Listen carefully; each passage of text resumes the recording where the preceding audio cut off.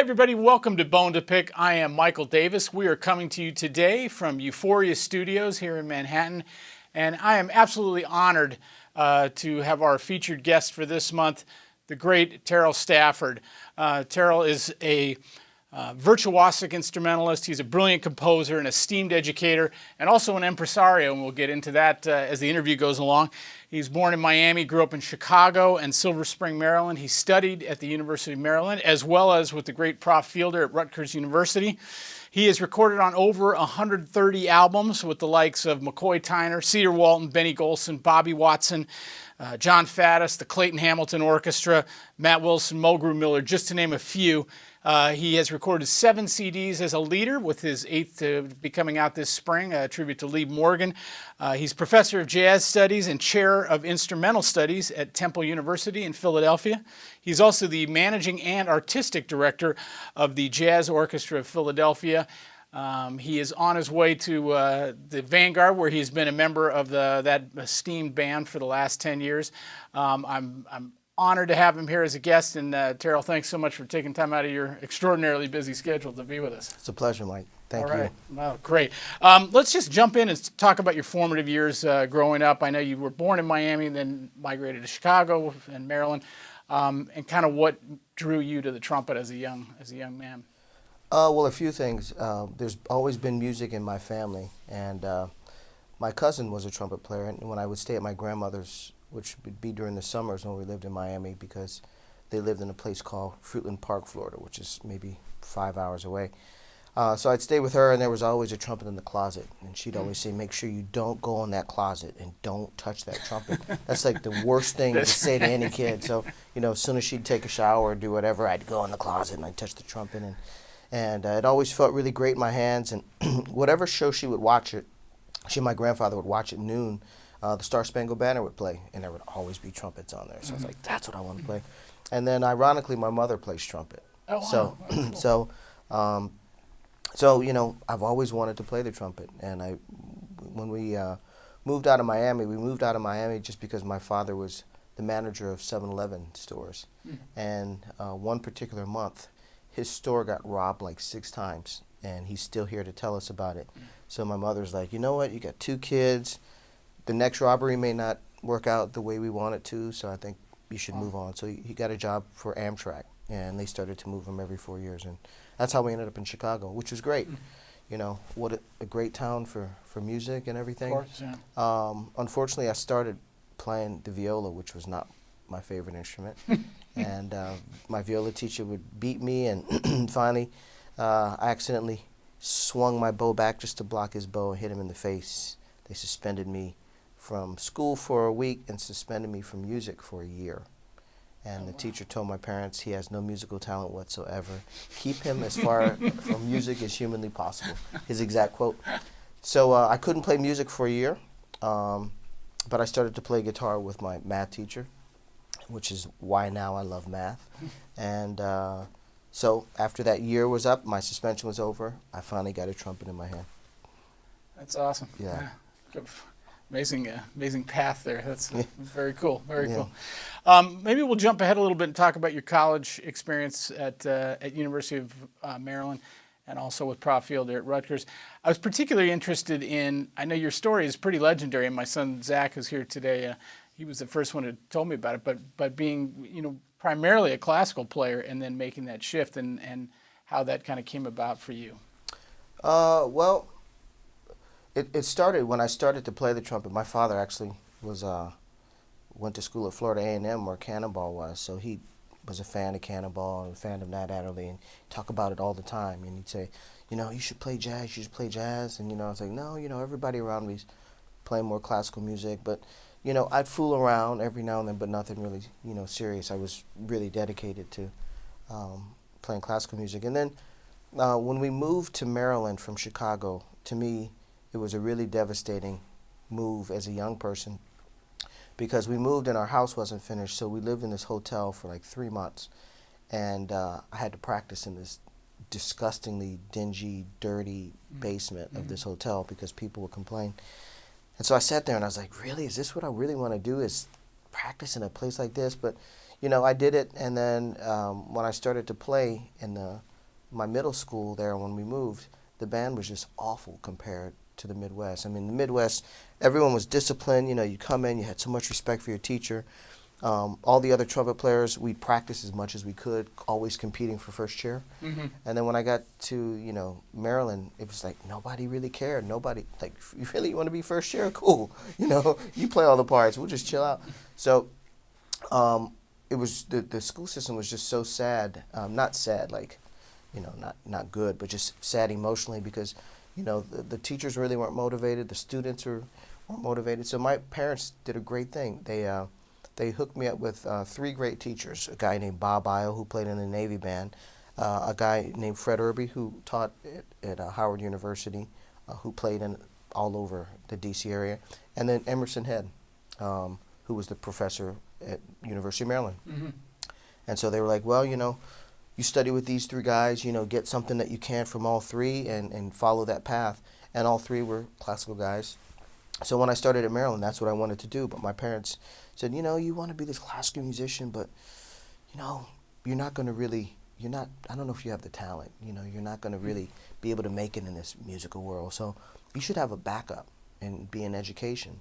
And I've always struggled with that because, you know, I said, okay, you want me to be an educator as a backup to not being a performer. So you actually want me to teach your child to play music, but not be a great performer. Just have a backup, you know. So I struggled with that. So when I got to Maryland and I started studying with Emerson Head, I would go to all the performance majors and say, man, how much do you practice? Oh, I practice 6 hours a day. I go to the ed majors, how much do you practice? Oh, if I can get in a couple hours. Oh, my classes are so hard. So I said, you know what?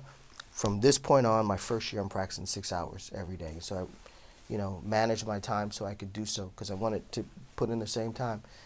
And Emerson Head was great when I was there at school. And then Emerson started to not be so happy with my embouchure because I play off to the side a little bit. And so he pretty much said, you know, man, you need to move this over. You don't move it over. I'm not sure what your future's going to be. So as soon as he said that, I thought to my parents, I was like, oh, my God, they were right. You know, I'm going to have to be a teacher. I'm not going to teach if I can't play. So when I graduated from Maryland, I quit trumpet. I quit for like 3 or 4 months, and I became a computer programmer.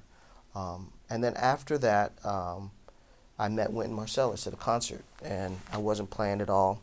And he pretty much, after this concert, he said, man, you should go check out Professor Fielder at Rutgers, you know, before you put it in, in the closet.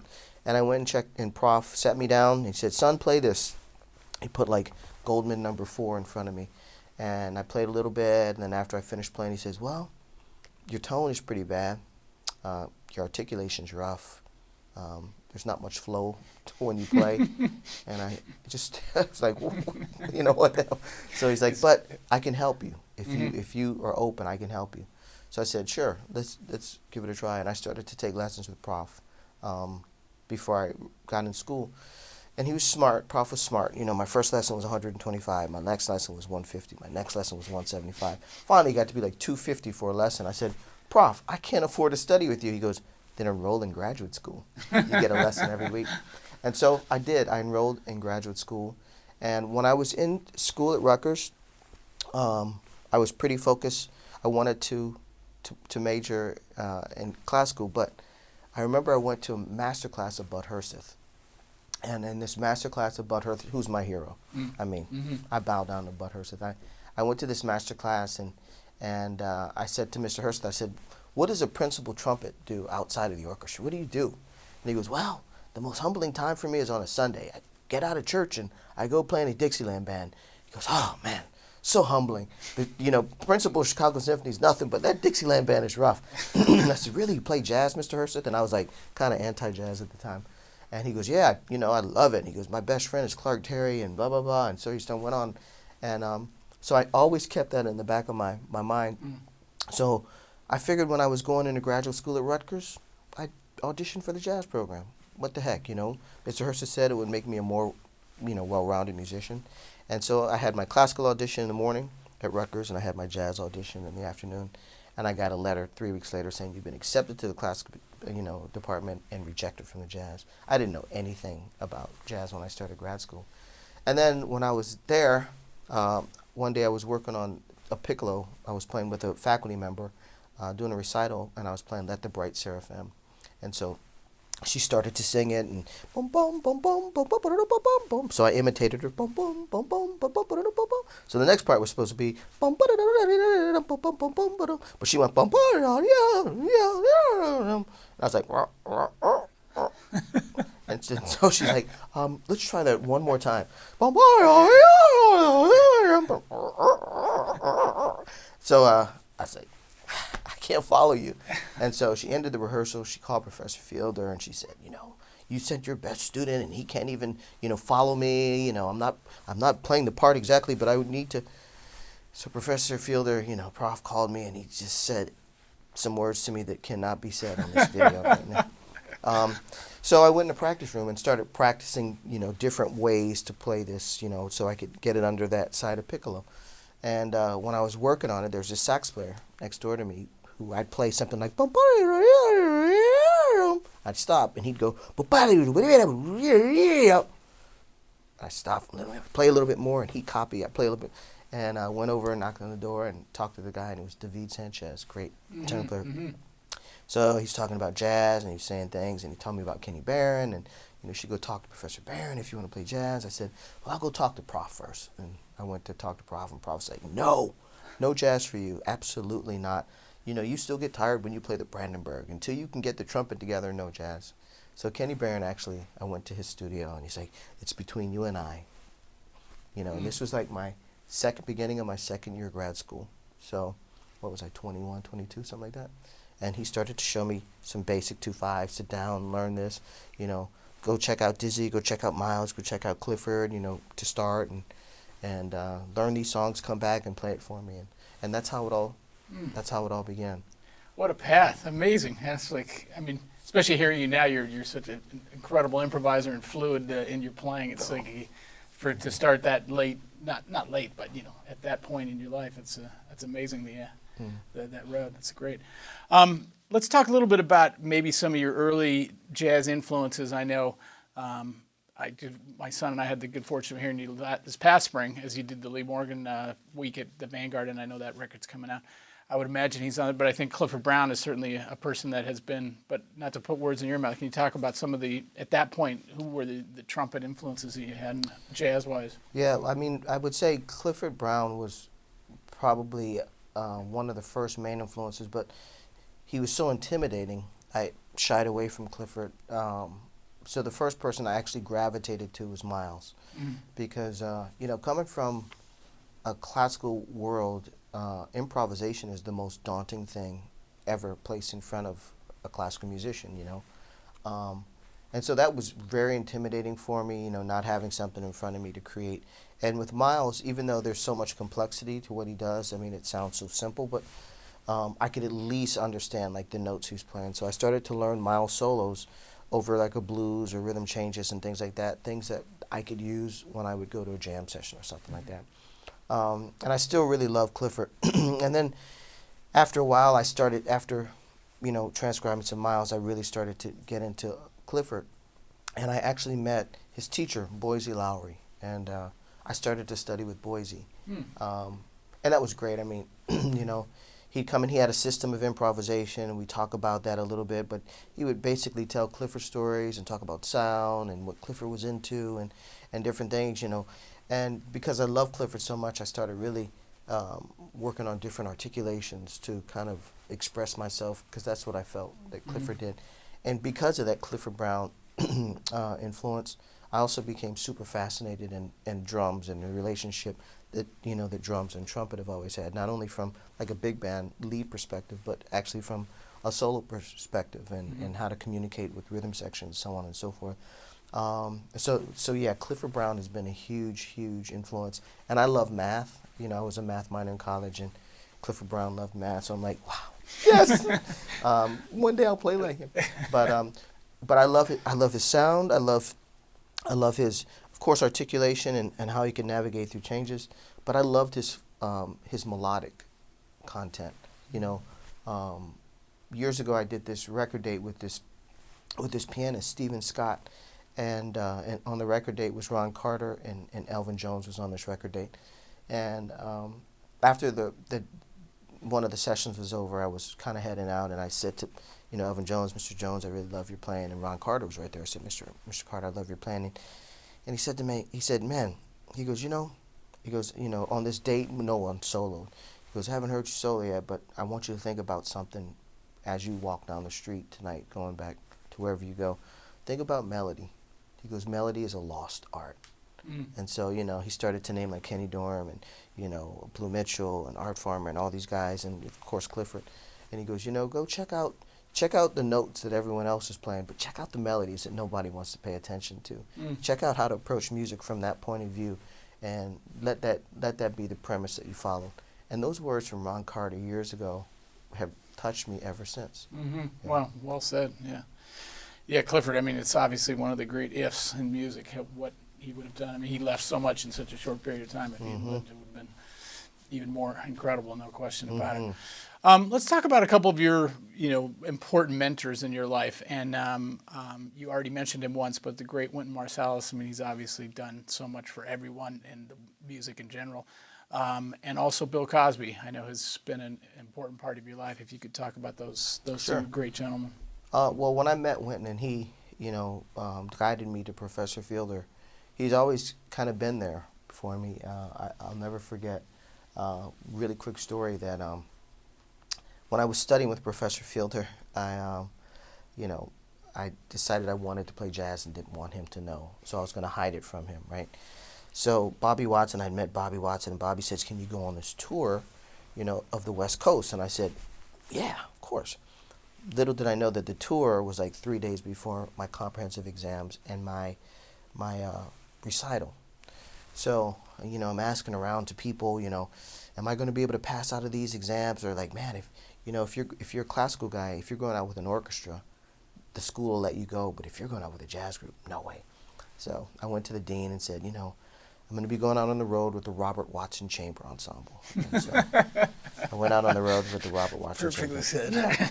And so after this tour, I go back to the dean in the fall, and he calls me in, and he's like, "So, how was the Robert Watson Chamber Ensemble?" I said, "Man, it was great."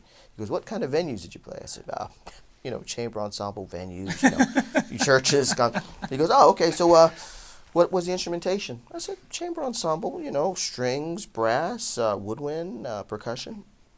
And he's like, "Huh, well, would this be it?" And he slides his paper back, and it was like cover of Downbeat, Horizon Burns, So at that point, they kicked me out of school, They're like, academic dishonesty, blah, blah, blah, blah, blah. So I left school, and at that point, I get a call, Professor Fielder was like, you're going to get a call. So I never forget, either Wynton called or Wynton had someone tell me, "Man, that's really jive, Professor Fielder's done this." And so I was like, for the fact that Wynton Marsalis thought I was jive, because of what I did. And so I called Prof, and I was like, "Okay, I'm going to come back to school and finish. I'm really sorry for what I did." And I did that. And, from that point, whatever, I've done some subbing in the Lincoln Center Band, and Wynton's always been there to guide me. And we did something for Lewis Nash at the Nash, and we kind of played together, and we were talking about concepts, and he was sharing, everything to me is a long tone, and just concepts to me that have always meant a lot. And then when the mayor of Philadelphia kind of came with his folks, and they said, "We want to start a jazz orchestra, would you be artistic director?" I said, "Nah, I don't think so," because, being director of jazz studies of Temple and chair of instrumental was just too much, and trying to play, and so I said, "You know what, but I'll call Wynton." So I called him, and he goes, "Man, you should do it. You should absolutely do it." He goes, "I'm about to write a book," which is out now, kind of the history of the Lincoln Center. He goes, "But I'm going to send you my first chapter that I wrote. Just don't share it with anyone because the book's not out. But I want you to read it and get back to me." And he sent me this chapter, man. I read it, and how he got started, and his whole concept of what the orchestra was going to be about. And he said, "Feel free to do anything." And I pretty much did everything that was in this chapter. He also said, "If you need anything from Lincoln Center Library, it's yours. Whatever you need." And so we had a gala event last year, and Mr. Cosby was the MC, and Wynton came down just to help out.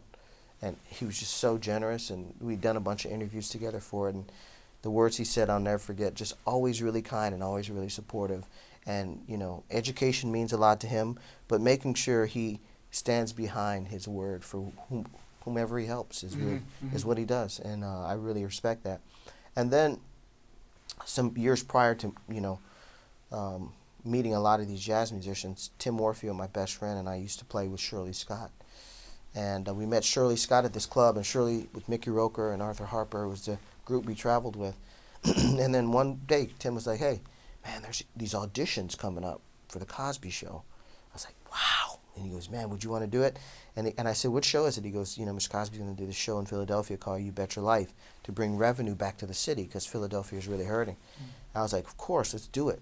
So I went in for this audition, he and I, and the band that went in was the band that was chosen, Shirley Scott, Arthur Harper, Mickey Roker, Tim Warfield, and an alto player, Tony Williams. And we played 3 shows a week, every week with Mr. Cosby, and he would sit down and talk to us. I mean, I feel if it weren't for him, I wouldn't be teaching now, especially where I'm teaching. So, Shirley Scott, came to me and she goes, hey, there's this teaching position at my school, Cheney University. Would you be interested? And I said, no, I just want to play. And so Mr. Cosby said, hey, man, Shirley Scott's looking for this. Would you be interested in teaching? No, I just want to play. So after time went on, Tim and Warfield and I, when we do the show, when the cameras would come near us, we had a connection with the camera guy. We'd take him out for dinner and drinks and stuff. So when the camera would come near us, he'd wink and we'd lean over. Bam! Ching ching! You get a little check just from being on the air. And so Mr. Cosby's like, every time you and Tim lean in the camera, you know who pays you, right? He goes, so what do you think about teaching? I said, I think that's a good idea. And so I started to teach there, and then he was really supportive when the opening came up at Temple, and he's just been in my corner ever since. He was part of the gala last year, and he's come out to Temple for different concerts. I remember he came out to, Clark Terry came to Temple to play, and we were in the dressing room backstage, and all of a sudden, out of nowhere, appears Bill Cosby. And he says, who's MC for this show tonight? I said, I am. He goes, you're fired. I'm doing it. So he comes in and he MCs the evening and gets people laughing, and Clark Terry comes out, and then at intermission, Mr. Cosby comes back and he goes, who plays lead alto? Where's that lead alto player? So I was like, I do. And so Mr. Cosby says, here, this is for you. And he gives the lead alto player an alto saxophone. And he goes, this was Jackie McLean's, and Jackie blew the sharp out of it, so you don't have to worry about it. And he gave this kid this alto saxophone.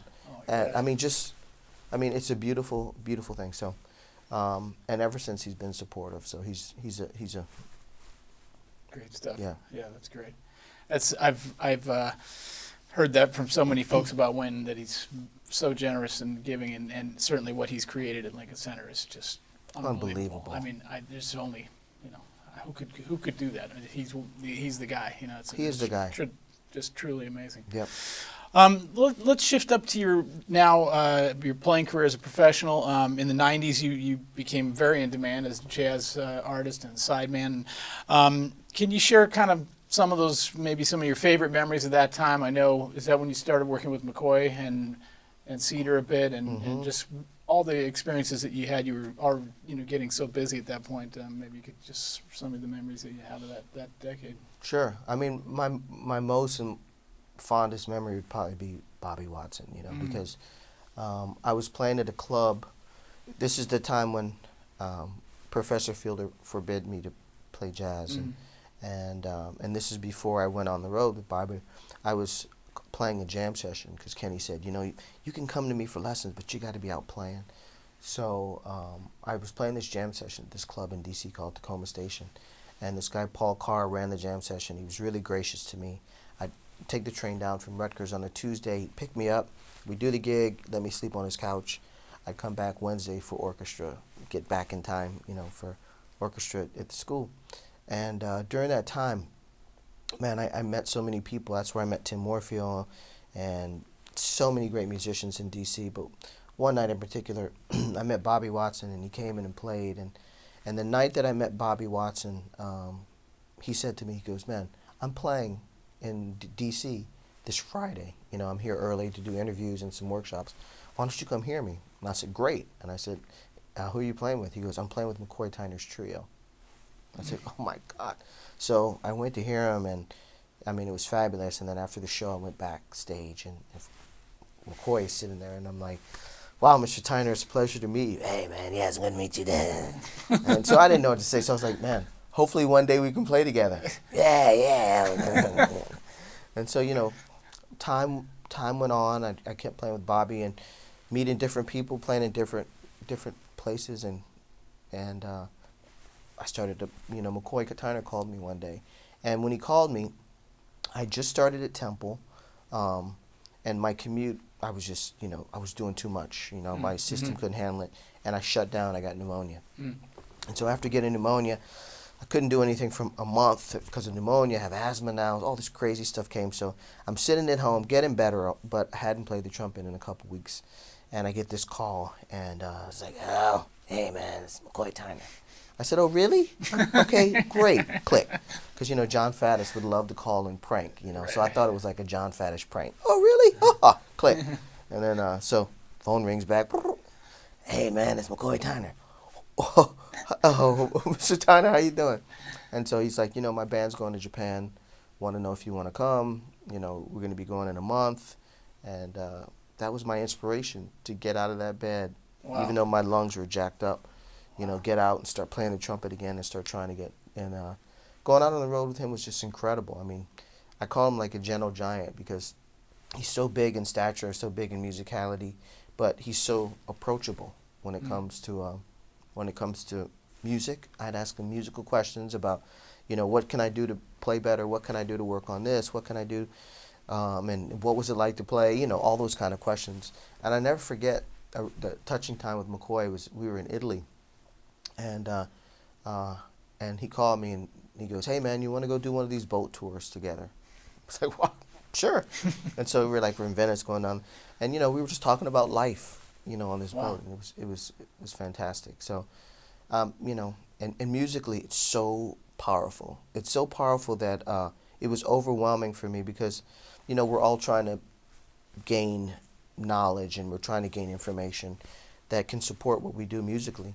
But he pushed me in ways that I have never been pushed, to the point that it was uncomfortable because I couldn't express myself with all this information he was giving me. And then it was so powerful that I couldn't match the energy at all.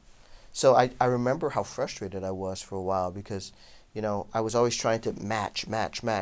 And then once you just sit back and you see the genius of McCoy, you can match, but if you just let him lead and you follow your path, the music is just like, it just happens, you know?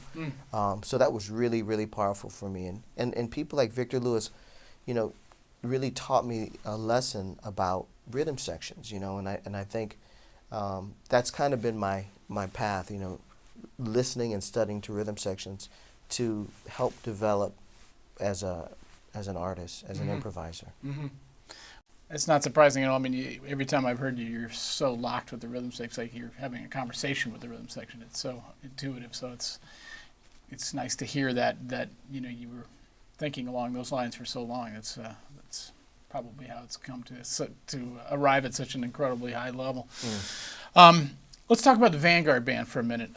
One of the great jazz ensembles anywhere in the world. One of my favorites, and it's been a minute since I heard you guys, but I heard you guys last year, and it was just, I was so inspired. I mean, the ensemble playing is better than ever. The soloists are all, you know, world class, just amazing. And anyway, maybe you could just talk about your feelings about the band. I know the trumpet section is just spectacular with Nick Marchone on lead, and Tanya and Scott and yourself. It's really one of the great trumpet sections anywhere in the world.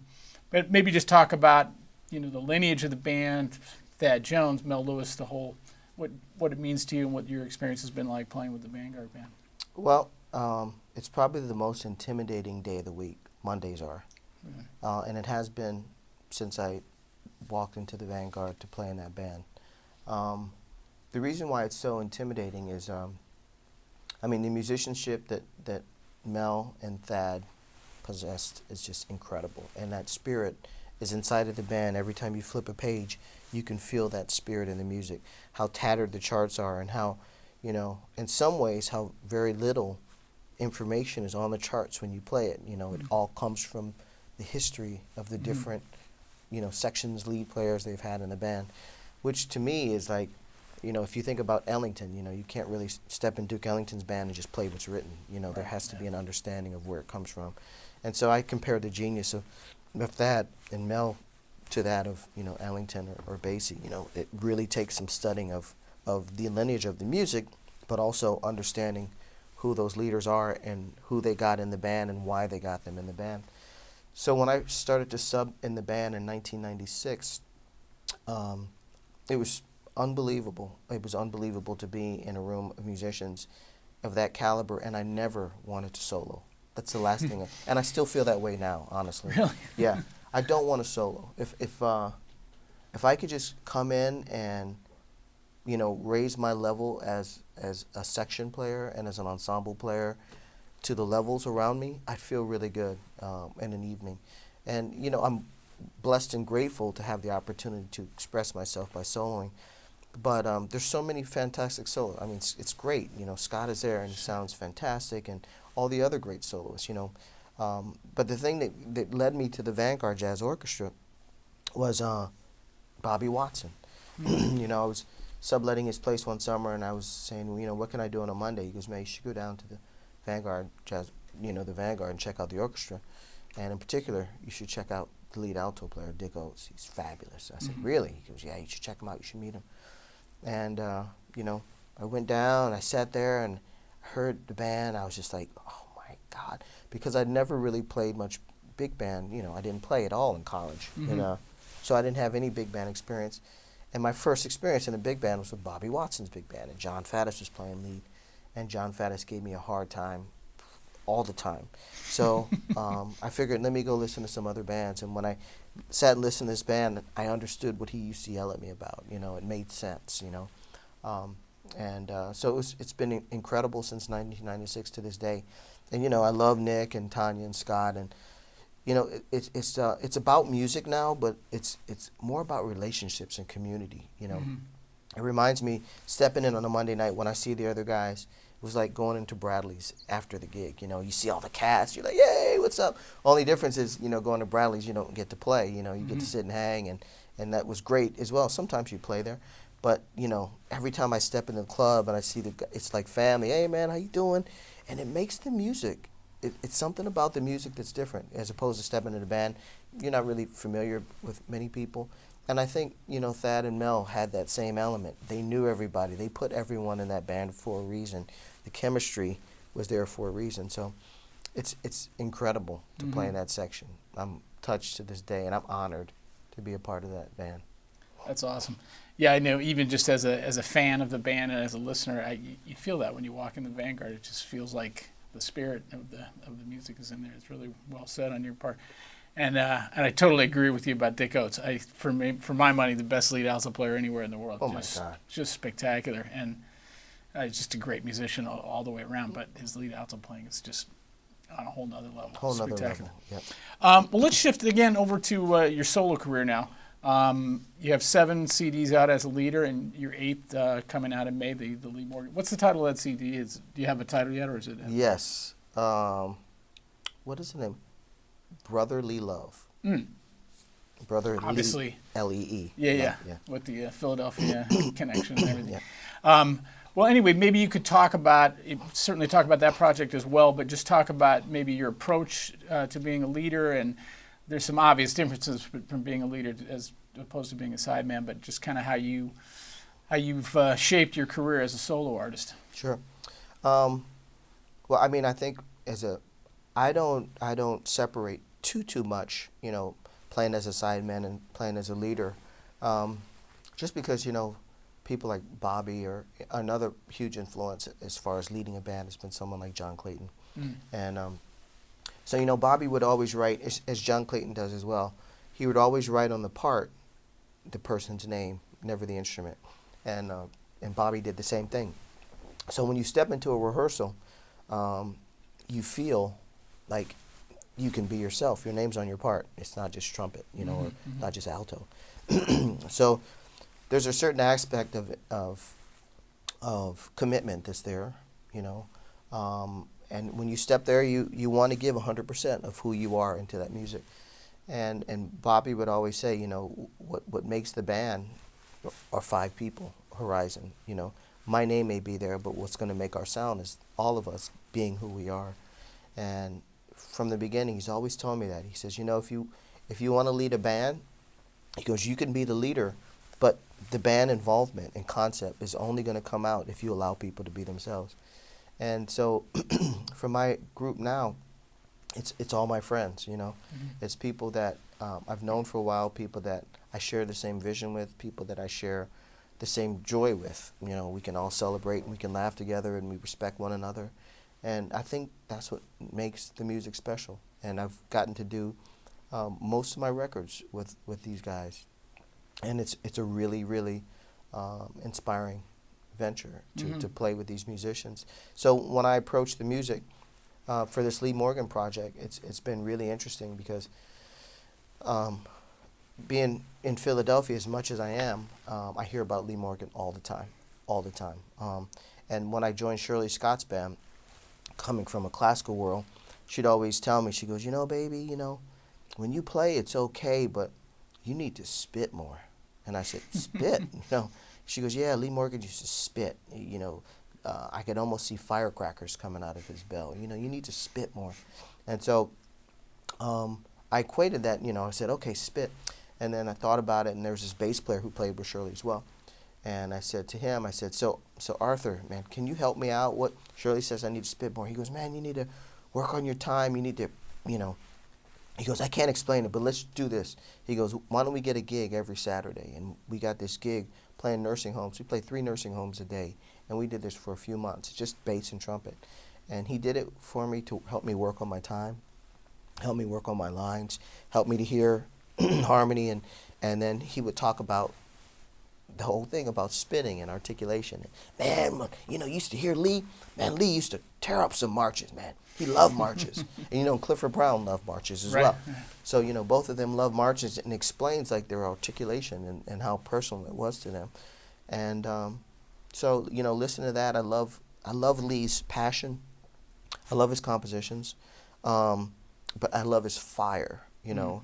And everything that he played, there was an element of the blues in. Everything, you know. And so even like Moment's Notice, it's soulful, you know. When so everything he touched you could feel that presence there. And it's something like, even now as a teacher, it's hard to explain emotion. It's hard to get emotion out of people. So that's been my goal as a teacher. How can I, you know, it's easy to talk about the tangibles, the harmony, the theory, you know, that's in books, you know. But how can you get spirit and soul? How can you pull that from people? And how can you pull that out of players as a leader, you know? How can you possess what your concept and your vision in a player without having to explain it, you know? So, that's kind of been my quest as well. So this Lee Morgan project was great, you know. It started, the reason it came about is that I had a trumpet student at Temple who had an awful accident that happened to him. And someone hit him and destroyed his face, just destroyed it. He called me like at 3 in the morning, and he shows me this picture of his face, and I'm like, you know, queasy. I'm like freaking out, like, oh my God. So he's a mess, and he went home, and his name's Danny Giannacucci. He went home and, you know, let everything heal, and he came back to school, and he's like, man, I can't play. I don't know what I'm going to do. And so I said, hey, I got to do this Lee Morgan concert. You know, if you want to, you know, do some research and, you know, transcribe some things for me, that would be great. This cat comes back with, like, all these tunes, like, you're like, whoa, woo, you know, kick back with a pina colada now, you know. And so, and he's been a great friend since then, great student, and all this music was there, and we did this concert to a sold-out crowd 3 or 4 years ago in Philadelphia. And after that, you know, I've been getting emails. Lee Morgan, you need to do Lee Morgan. Lee Morgan, Lee Morgan, gotta do Lee Morgan, gotta do Lee Morgan. So here it is. That's awesome. Yeah. Yeah. Well, good. Best of luck with the project. I know, as I mentioned earlier, my son Zach and I heard you at the Vanguard last spring is killing. So I can't wait to hear the CD as well. So we'll look for that. You mentioned Temple, and you are a distinguished professor of jazz there, as well as being the chair of the instrumental studies. Can you talk about, you've built that program into a powerhouse now, and you have great faculty and great students. The ensembles are great. I get the sense from you have a lot of passion in everything you do, and you hear it in your playing, and I'm sure you bring that same amount of passion and energy to being a great educator. But do you consciously put on a different hat when you go to run the program, or how have you kind of built that program into what it is, and what your approach to education might be? Well, my approach to education was pretty much provided to me by my mother, who was a great teacher. And I remember coming home to dinner every day. She'd always say, I'm so exhausted. I've given everything I can give. Mm-hmm. That was kind of her vibe. Like, I've given it all. I need to get some rest so I can wake up tomorrow and give it all. And I remember when I started at Temple, I walked into a big band rehearsal, and there were like 7 people, there for my first rehearsal. I'm like, wow, And I'd never led a big band before, and I was teaching classes that I'd never taught before. So I said, I'm going to call people who've done it. So I called David Baker. Mm-hmm. I was like, can you help me? I need to do this big band.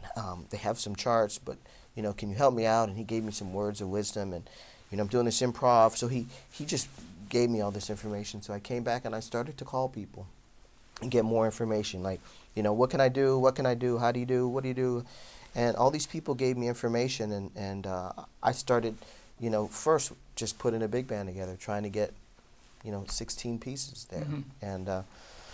And I got that together, and as that got together, people would hear the band, and it got better and better, and students would want to come to the school, and I wanted to bring in folks to the department, not only that were already there, but I wanted to bring in folks from New York who were, playing in a different place, not a better or worse place in Philadelphia, but playing in a different place, and they could come and inspire not only the students but other faculty, Mm-hmm. So by me bringing in, I think one of the first New York guys that I brought in was Bruce Barth. Mm.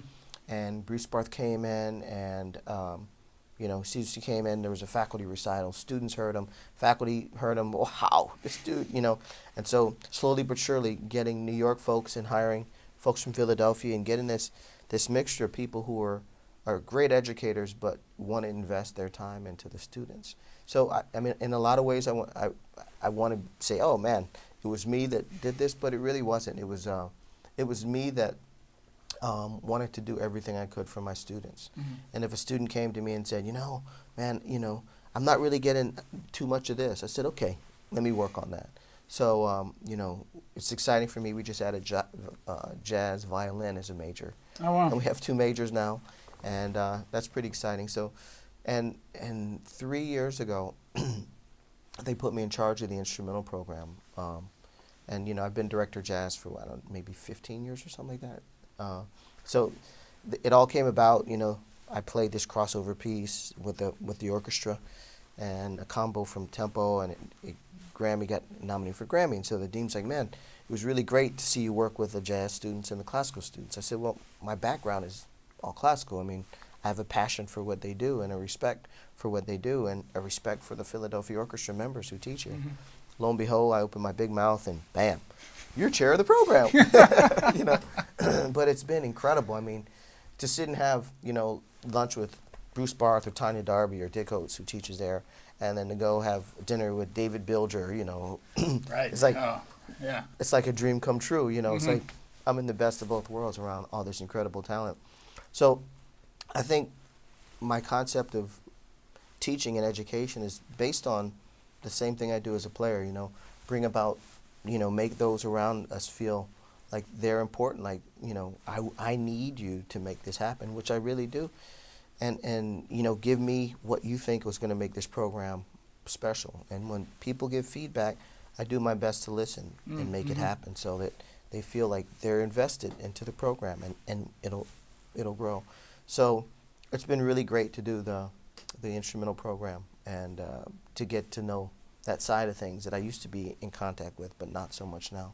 Yeah, it's awesome. Great. Well, that's I think you're very humble about how much you've contributed to, because certainly being the CEO of the program there is very important, and you're leading it. And I don't know, I just took from what you just said, something very important is the humility of you asking somebody else for their input and listening, and is the other big, huge thing, which is certainly an extension of being a musician. the fact that you're willing to go to other folks to help your program, that's a huge thing, because a lot of teachers may or may not have that, and I think that's an important quality, to have humility to be able to accept information that's out there from great educators like you mentioned, David Baker, of course. Well, let's staying in the Philadelphia theme. Maybe we could talk a little bit about how the Jazz Orchestra of Philadelphia came about, and I know you mentioned it earlier in the interview, but where it's going and what your plans are with that organization. Well, I never envisioned a position like this, but I have to say, for what it's about and where it's going, I hope I can lead it there, and I hope people can see the direction and help support that.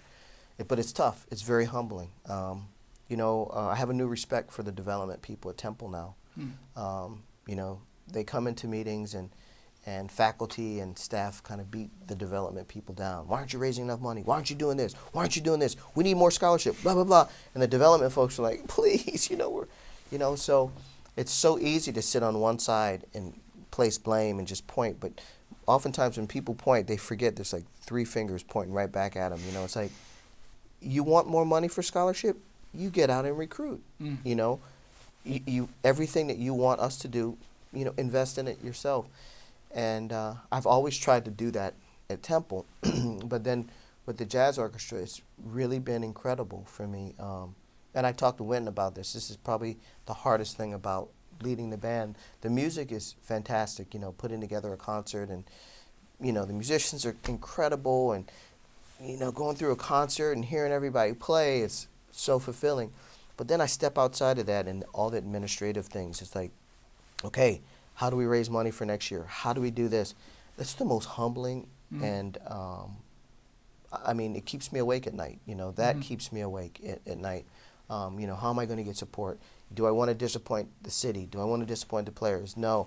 And, my wife, bless her heart, she helps me with grants. She writes grants. So tomorrow morning we have to go meet a person who wants to give money for, the grant we applied for at 9 a.m. So that'll be great, after the Vanguard tonight. Hey, yeah, I'll give money. So, but, and for the orchestra, I've been getting, help from different people to support it, and some grants, and musicians are great. And I really, when they came to me to do it, I thought, when I came to Philadelphia, it was such a vibrant jazz town. And it's kind of lost some of the vibrancy just because there's not many places to play, and there's not many places for musicians to get out and express themselves. So it's turned a little dark. So, and then there's 2 universities in town, and they've kind of pitted against one another. So with this orchestra, it's the community. As much as the community you can involve with 16 people, inside of this group, and playing the music of Philadelphians with Philadelphians, in Philadelphia. And hopefully the orchestra will get out and travel more once people start to hear more about it.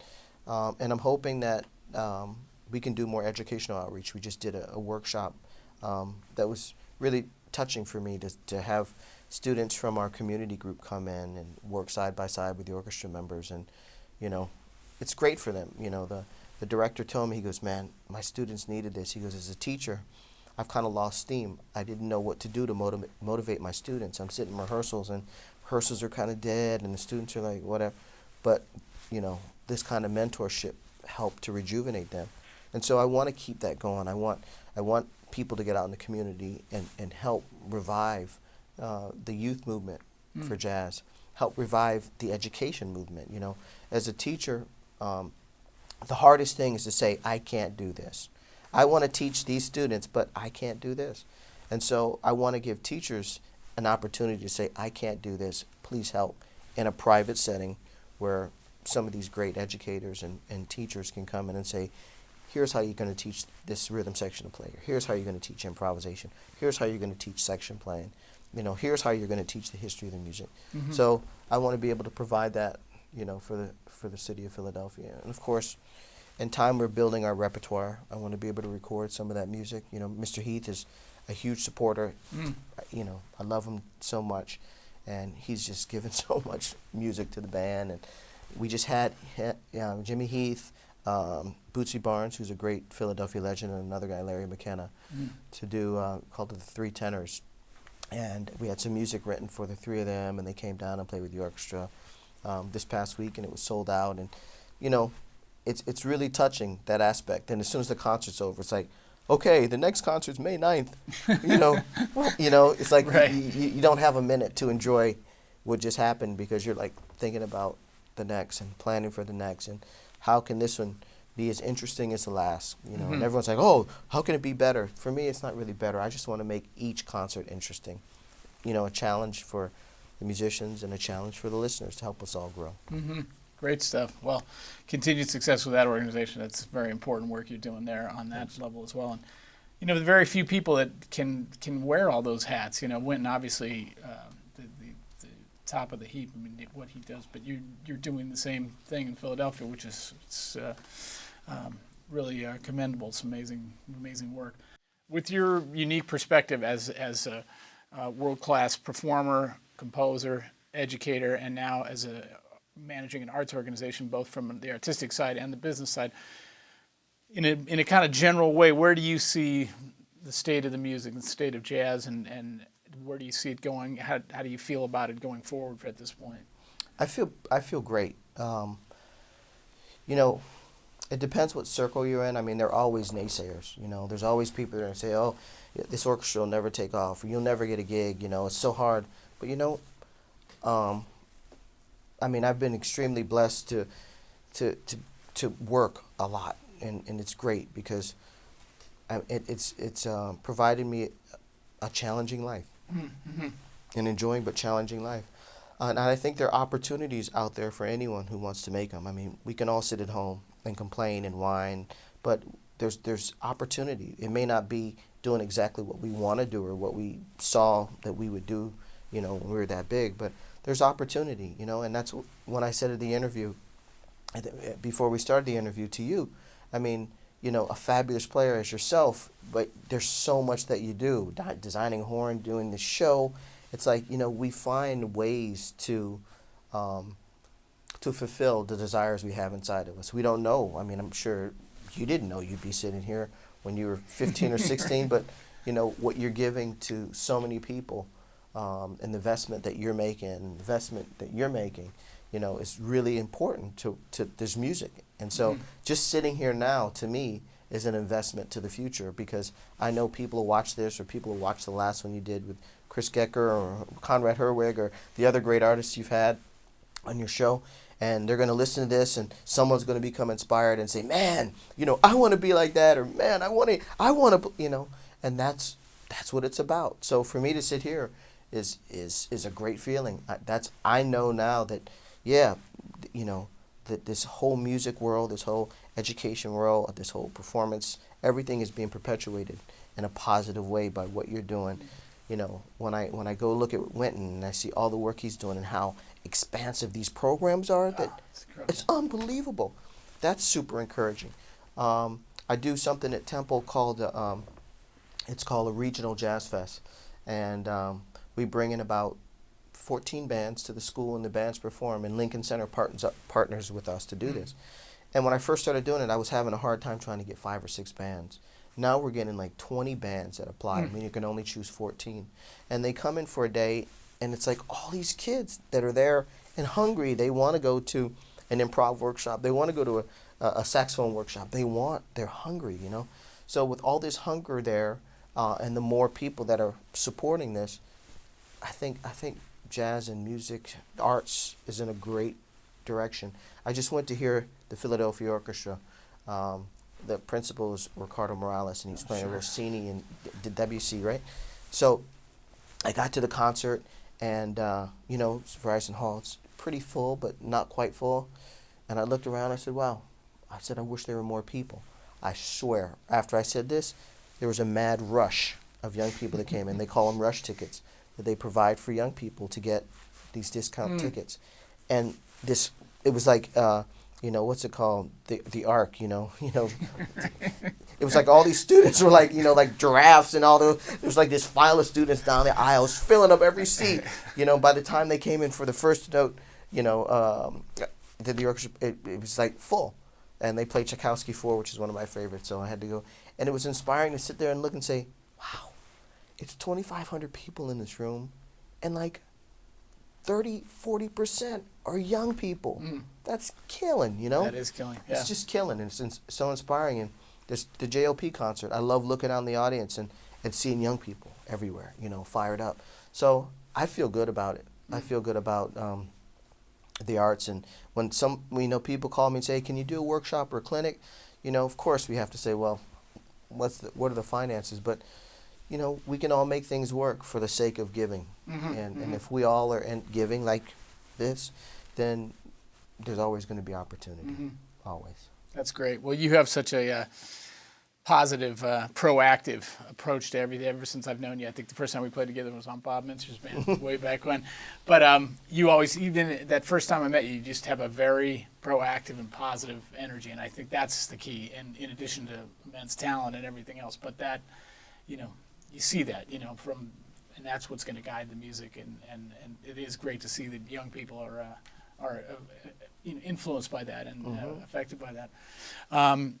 Terell, as we wind down today, first of all, thank you again for taking time out. I know your schedule is, as we've gone over, it doesn't get any busier, and you're off to the Vanguard when we finish up here. But if you were to capsulize down, if there's a young person out there who might be interested in going to Temple, might be interested in being the next Terell Stafford, whatever it might be, if you had one or two pieces of advice for a young person who's looking to go into music, what might that be?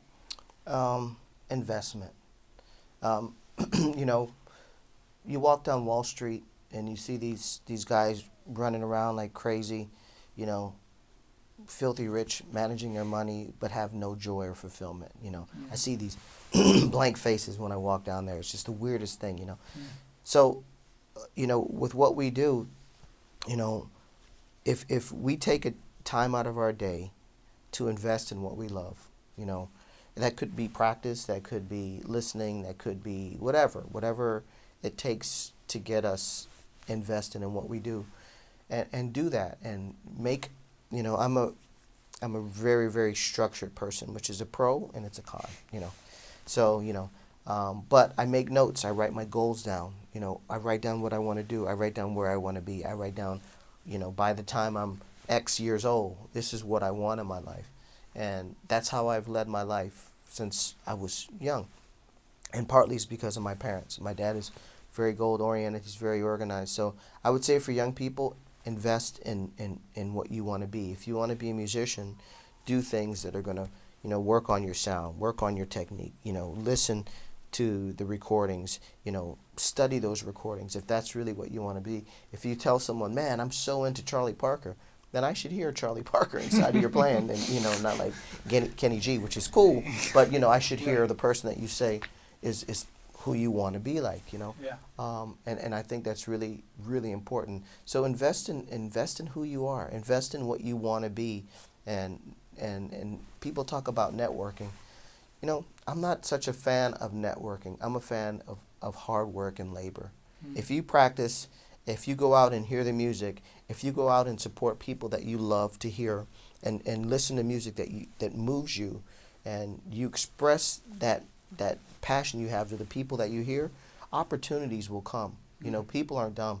You know, if someone comes up to you and they say, you know, Mr. Davis, man, I love your playing, and you see that person on Tuesday and you play Thursday, and that same person is like, Mr. Davis, I love your playing. You're gonna be like, dude, let's hang out, man. This is like the second time I've seen you. And if that keeps happening and they just come out and just support you, you're going to want to give. You're going to say, man, let's hook up. Yeah, you know, what are you into? Let me take you to lunch, or let's meet at Euphoria. Let's, you know, and you want to give, and that student will sit there and they'll tear it up, you know, and that's how the relationships begin. And then as time goes, you know, you may be doing a show or Bob Menser, and you say, wow, Bob, I can't make this rehearsal, but I got this cat that I've been mentoring for.